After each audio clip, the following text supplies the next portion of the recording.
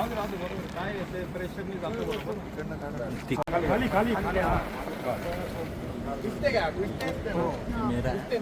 आज या शुभमुहूर्तावर आपल्या रुग्णालयाचे प्रमुख वैद्यकीय अधीक्षक डॉक्टर विजय मुगळीकर सर यांच्या नेतृत्वाखाली आपण या ठिकाणी ही आपल्याकडे अग्निशमन यंत्रणा आपल्याकडे रुग्णालयामध्ये आपण आग विझवण्यासाठी कुठले कुठले प्रतिबंधात्मक उपाययोजना केल्या पाहिजेत व त्या ठिकाणी आकस्मिक प्रसंगी आग निर्माण झाल्यानंतर आपल्याकडे डॉक्टर्स मग नंतर समवैद्यकीय संवर्ग किंवा आपल्याकडे जे आस्थापना विभागातील संवर्गातील कर्मचारी व अधिकारी व तसेच आपल्या परिसेविका संवर्गातील सर्व परिचारिका आणि परिसेविका यांनी या ठिकाणी संबंधित आपल्याकडे या नवी मुंबई महानगरपालिकेच्या अंतर्गत असलेल्या या अग्निशमन यंत्रणेमार्फत जे प्रमुख आहेत त्यांनी आपल्याला सगळ्यांना मार्गदर्शन केले।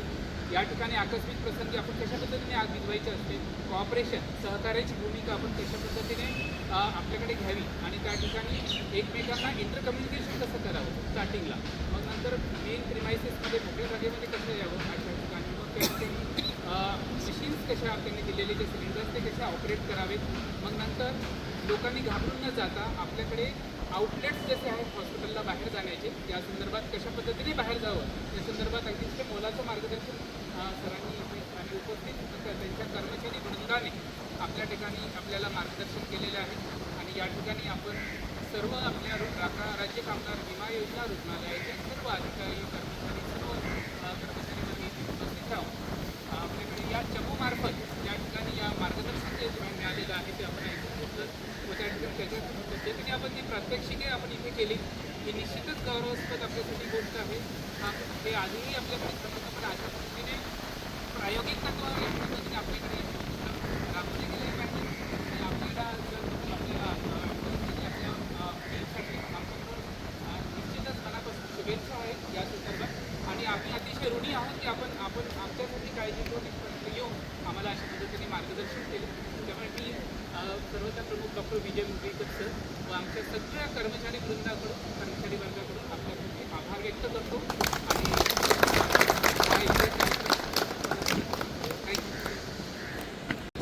हा लिक्विड फॉर्ममध्ये हा आतमध्ये आता पाण्यासारखा जाणवतोय बरोबर, ज्यावेळेस तो बाहेर येतो ऑक्सिजन फॉर्ममध्ये म्हणजे एअर फॉर्ममध्ये येतो बाहेर, येते वेळी रिॲक्शन होते, आवाज होतो, तो आवाज काय आहे ते पण तुम्हाला जाणवलं म्हणजे समजलं पाहिजे। कारण का जोपर्यंत एखादी वस्तू एखादी गोष्ट आपण कळत नाही तोपर्यंत त्या गोष्टीची आपल्याला भीती दूर होत नाही बरोबर। आता हे आहे हे सांगून गेले आपल्याला हे आपलं माहितीच नाही, म्हणजे समजा ऑपरेट करताना काय झालं तर ब्लास्ट झालं तर मी या आपल्या मनातल्या शंका आहे दूर काढून कशा होणार तोपर्यंत तुम्ही ऑपरेट करणार नाही बरोबर। हे तुम्हाला इलेक्ट्रिक फायरवरती यूज करायचं आहे बरोबर। यूज करते वेळेस तर जसं आगीमुळे बर्न होतं तसं थंडामुळे पण बर्न होतं बरोबर। हां म्हणजे कोल्ड बर्न बरोबर, आगीमुळे समजा भाजलं तसं थंडामुळे पण सुद्धा भाजलं जातं, त्याच्यामुळे याचा एक प्रॉपर विषय बनवलेला असतो बरोबर।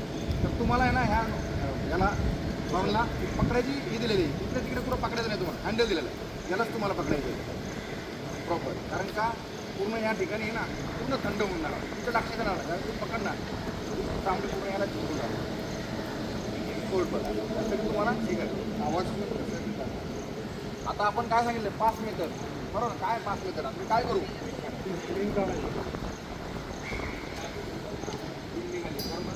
त्यानंतर आगीचं फ्लो बघायला पाहिजे बरोबर। आता कॅरी केलं पण हँडल केलं, आता आपल्याला आगीचं फ्लो बघायचं बरोबर।